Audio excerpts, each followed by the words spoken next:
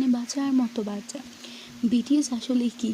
BTS নিয়ে সাধারণ মানুষের মনে অনেক খারাপ ধারণা রয়েছে।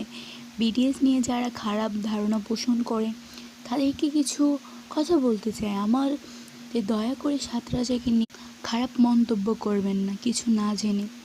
বিটিএসের প্রত্যেকটা গান বাংলাতে সার্চ করে দেখলেই বোঝা যায় তাদের গানগুলোতে একজন মানুষকে আত্মবিশ্বাসী হতে, নিজেকে ভালোবাসতে, নিজেকে সফলতা